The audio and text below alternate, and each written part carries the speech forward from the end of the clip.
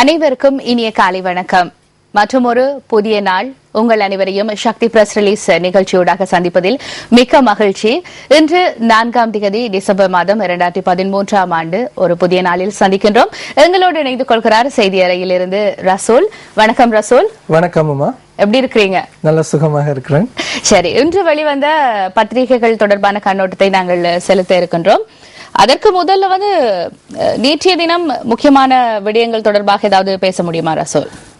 நேற்றைய தினம் சில முக்கிய நிகழ்வுகள் இடம்பெற்றிருக்கின்றன.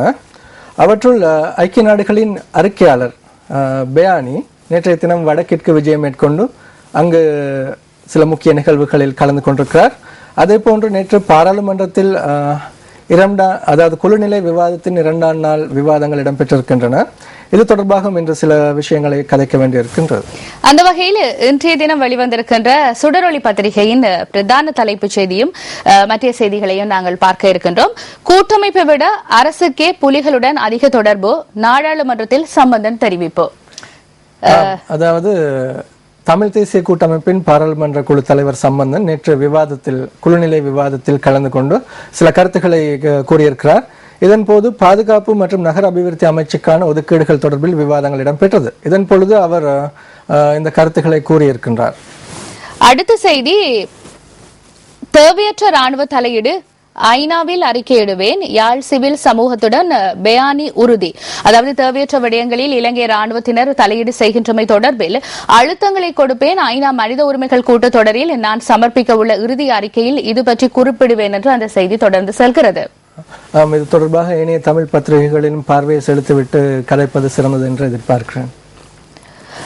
அடுத்து, வடக்கில் படைகளை அகற்ற துரித நடவடிக்கை எடுங்கள், ஐநா அறிக்கையாளரிடம் முதல்வர் விக்கி கோரிக்கை என்ற ஒரு செய்தி. வடக்கில் மீள் குடியமர்வுக்கு ஒரே ஒரு பிரச்சனை ராணுவம் தான். எனவே வடக்கிலிருந்து ராணுவத்தினரை வெளியேற்ற வேண்டும், அதற்குரிய நடவடிக்கைகளை ஐநா விரைந்து எடுக்க வேண்டும் என்று விக்னேஸ்வரன் தெரிவித்ததாக அந்த செய்தி இன்றைய சுடரொளியில் வெளிவந்திருக்கிறது. புலிகளின் மாவீரர் நினைவு தூபிகளில் ஒன்றையேனும் விடாது இடித்தளிக்குக, ராணுவ தூபிகளையே தமிழரும் வணங்க வேண்டும், நாடாளுமன்றத்தில் அரசு தெரிவிப்பு என்ற ஒரு செய்தி வெளிவந்திருக்கிறது. இந்த கருத்து சுடரொளி பத்திரிகையில் இன்று வெளியாகி இருக்கிறது.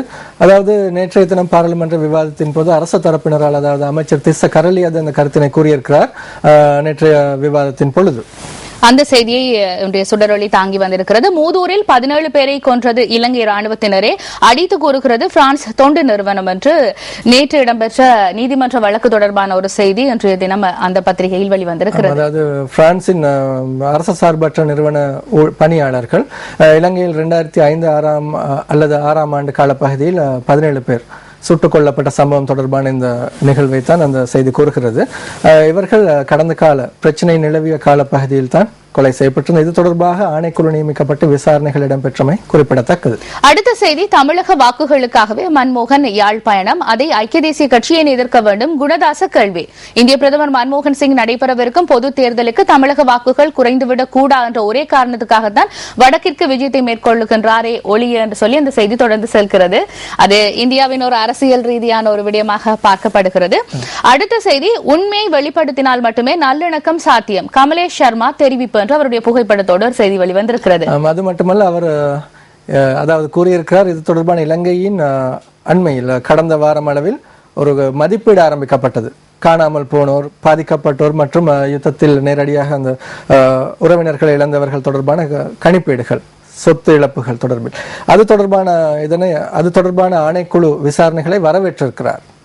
அது மட்டுமல்லாமல் இந்த அரசாங்கத்தின் இந்த நடவடிக்கையும் அவர் பாராட்டியிருப்பதோடு அந்த அறிக்கைகள், அது தொடர்பான அறிக்கைகள் பகிரங்கப்படுத்தப்படும் என்றும் இந்த செய்தியில் ஒரு நம்பிக்கை வெளியிட்டிருக்கிறார். அதாவது இந்த விடயங்களும் ஒளிவு மறைவின்றி பகிரங்கப்படுத்தப்படும் என்ற நம்பிக்கை இருப்பதாக அவர் தெரிவித்திருக்கிறார். அடுத்த செய்தி, கொழும்பில் இனப்பரம்பலை மாற்ற அரசு தீவிர நடவடிக்கை, தமிழ் முஸ்லிம்கள் வலுக்கட்டாய வெளியேற்றம் என்கிறது ஐக்கிய தேசிய கட்சி. நகர அபிவிருத்தி என்ற போர்வையில் தான் அந்த இடம்பெறுவதாக அந்த செய்தி தொடர்ந்து செல்கிறது. குறிப்பாக கொழும்பு கொம்பனி தெருவில் அண்மையில் அதாவது வீடுகள், குடியிருப்புகள் அகற்றப்படவிருப்பதாக செய்திகள் வெளியாகி இருந்தன. இது தொடர்பாக வழக்கு விசாரணைகள் இடம்பெற்று வருகின்றன. அந்த அடிப்படையில் தான் நேற்றைய வரவு செலவு திட்ட குழுநிலை விவாதத்தில் ஐக்கிய தேசிய கட்சி தரப்பில் இந்த கருத்துகள் தெரிவிக்கப்பட்டிருக்கிறது. அடுத்த செய்தி, தொலைக்காட்சி விழுந்து 4 வயது சிறுமி மரணம், மட்டு பெரிய கல்லாரில் சோகம். உண்மையிலே அந்த குழந்தைகள் மீது பெற்றோர்கள் எந்த நேரமும் கவனத்தோடு இருக்க வேண்டும். அண்மை காலமாக இவ்வாறான சிறுவர்கள் மீதான விபத்துகள் அதிகம் பதியப்படுகின்றன. கடந்த 2 வாரங்களுக்கு முன்னரும் மலேக பகுதியிலே ஒரு இரும்பு வேலி வீதி தடை விழுந்து ஒரு குழந்தை மரணமான சம்பவத்தை நாங்கள் ஞாபகப்படுத்துகின்றோம். உண்மையிலே இது ஒரு வருந்தத்தக்க ஒரு விடயமாகத்தான் நாங்கள் பார்க்கின்றோம். சுமந்திரனை புலி என கூற முடியாது, சபையில் அரசு தெரிவிப்பு. தமிழ் கூட்டமைப்பில் உள்ள ஒரு உறுப்பினர் புலிகள் சுதந்திர போராட்ட வீரர்கள் நல்லவர்கள் என்கிறார். ஆனால் சுமந்திரன் எம்பியோ புலிகள் குரூரமானவர்கள் என்று கூறுவதுடன் அவர்கள் செய்த கொலைகளுக்கு மன்னிப்பு கோருகிறார். எனவே அவரை புலி என்று சொல்ல முடியாது என்று அந்த செய்தி தொடர்ந்து செல்கிறது. ஹெரோயினுடன் 2 கைது என்ற ஒரு செய்தி இன்றைய தினம் வெளிவந்திருக்கிறது. இலங்கை மீனவர்கள் கைது, ஒரு இலங்கை இந்திய கடல் எல்லை சம்பந்தமான ஒரு செய்தியும் வெளிவந்திருக்கிறது. இன்றைய சுடரொலியின் ஆசிரியர் தலையங்கம், சட்டவிரோத ஆயுதங்களை முற்றாக களையுங்கள். அதாவது அண்மைக்கால நாட்டில் இடம்பெறுகின்ற சம்பவங்களை நாம் உற்று நோக்கும் பொழுது கடந்த காலங்களில் அதாவது துப்பாக்கி பிரயோகங்கள் மற்றும் கொள்ளை சம்பவங்களுக்கு ஆயுதங்கள் பெருமளவில் பயன்படுத்தப்பட்டிருக்கின்றன. இதன் அடிப்படையில் இந்த ஆசிரியர் தலைப்பு அமைந்திருக்கின்றது. அதாவது இந்த அண்மையிலே நெடுந்தீவு பிரதேச சபை தலைவருடைய மரணத்தோடு தொடர்பு படுத்தி அந்த ஆசிரியர் தலையங்கம் வழங்கப்பட்டிருக்கிறது. இன்றைய சுடரொலியின் கார்ட்டூன் இவ்வாறு இருக்கிறது: இந்திய பிரதமரின் விஜயத்தை எதிர்ப்போம் ஐக்கிய தேசிய கட்சி என்று, அதே நேரத்தில் இதை வச்சுக்குங்க பின்னுக்கு உதவும் என்று சொல்லி நேற்று முன்தினம் இடம்பெற்ற ஒரு ஆர்ப்பாட்டத்தின் தொடர்பாக அந்த கார்ட்டூன், வரவு செலவு திட்டத்திற்கு எதிர்ப்பான ஒரு ஆர்ப்பாட்டம். அதன் போது அதுவும் கொஞ்சம் வித்தியாசமான முறையில் அந்த ஆர்ப்பாட்டத்தை அவர்கள் மேற்கொண்டிருந்தார்கள் கோவணங்களுடன். நிச்சயமாக அந்த செய்தி இன்று சுடரொலியின் கார்ட்டூனாக வந்திருக்கிறது. அடுத்து இன்று வெளிவந்த தினகரன் பத்திரிகையுடைய பிரதான தலைப்புச் செய்தி, படையினர் வெளியேறிய காணிகளை உரியவர்களிடம் ஒப்படைக்கும் நடவடிக்கை துரிதமாக முன்னெடுப்பு. வடக்கில் சில காணிகளுக்கு பல உறுதிகள், சிலரிடம் காணி உறுதிகளே இல்லை. சிக்கல் நிலை புரியாது தமிழ் கூட்டமைப்பு, வெளிநாடுகளில் பொய் பிரசாரம் என்ற ஒரு செய்தி வெளிவந்திருக்கிறது. அது மட்டுமல்ல, வடக்கில் மட்டுமல்ல, சில பிரதேசங்களில் காணிகளுக்கு அண்மை காலங்களில் உள்ளூராட்சி மன்ற பிரதிநிதிகள் கூட போலி ஆவணங்களை தயாரித்து கோடிக்கணக்கில் விற்ற சம்பவங்களும் பதிவாகி இருக்கின்றன. அந்த அடிப்படையில் தான் மற்றும் வடக்கில் இடம்பெயர்ந்த, அதாவது கடந்த 20 வருடங்களுக்கு மேலாக வடக்கில் இடம்பெயர்ந்த மக்கள் வேறு இடங்களில் வெளியிடங்களில் வாழ்ந்து வருகின்றார்கள்.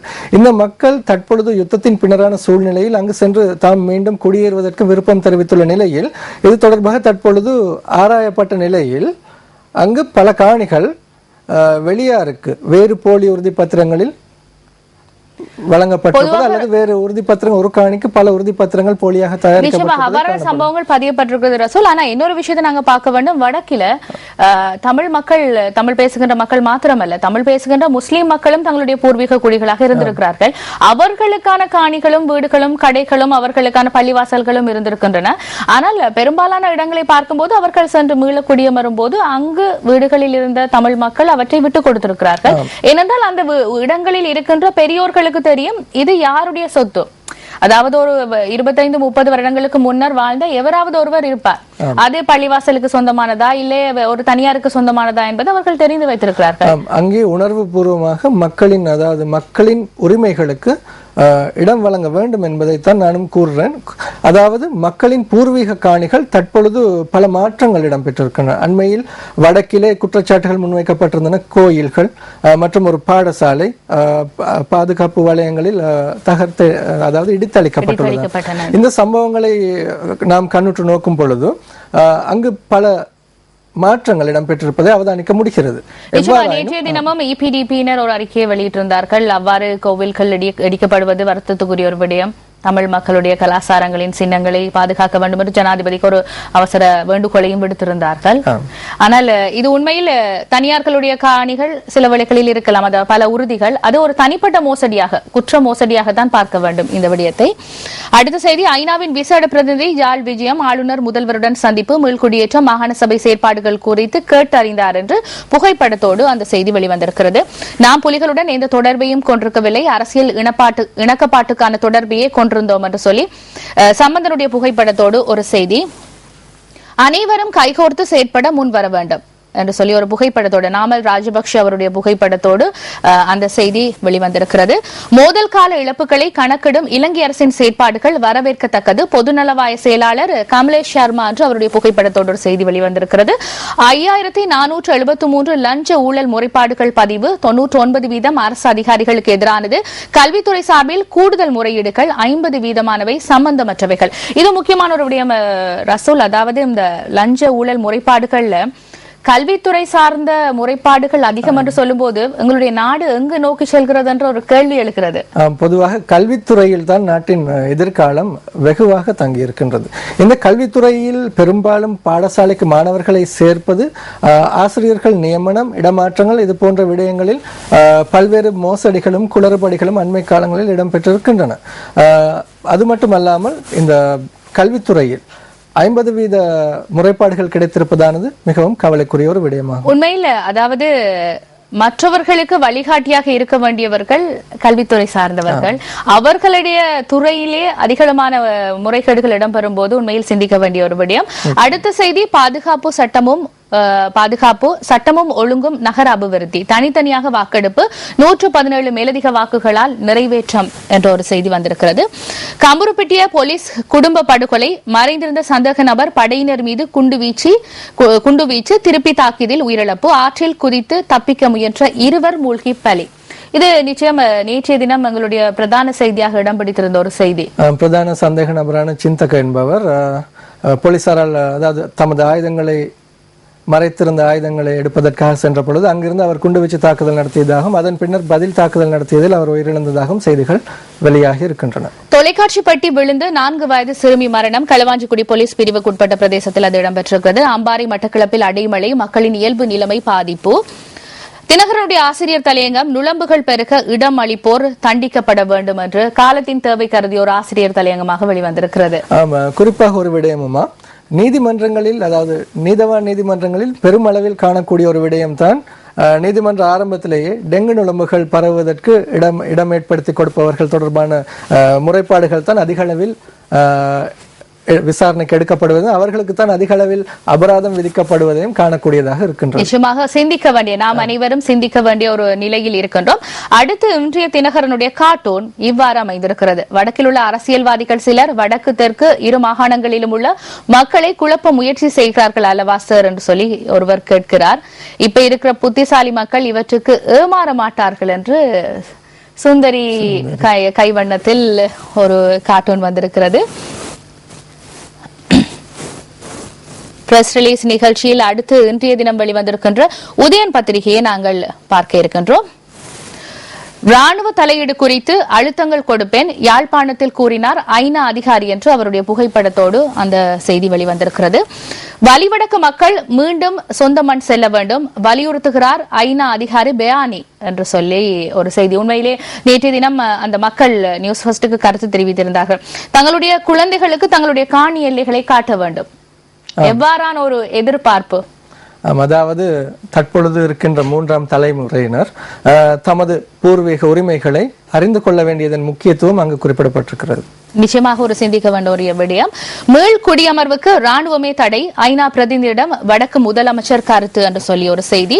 சொந்த மண்ணே வேண்டும் நமக்கு, ஐநா பிரதிநிதியிடம் வலிவடக்கு மக்கள் என்ற ஒரு செய்தி வெளிவந்திருக்கிறது. தொண்டு பணியாளர்களை கொன்றது ராணுவம் தான், ஆக்ஷன் பாம் குற்றச்சாட்டு என்ற ஒரு செய்தி நேற்றைய நீதிமன்றம் தொடர்பான செய்தியாக வெளிவந்திருக்கிறது.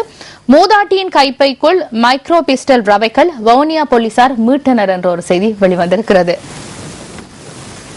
கிணற்றுக்குள் விழுந்த சிறுவன் மீட்க எவருமின்றி சாவு, யாழ் நகரில் நேற்று பரிதாப சம்பவம்.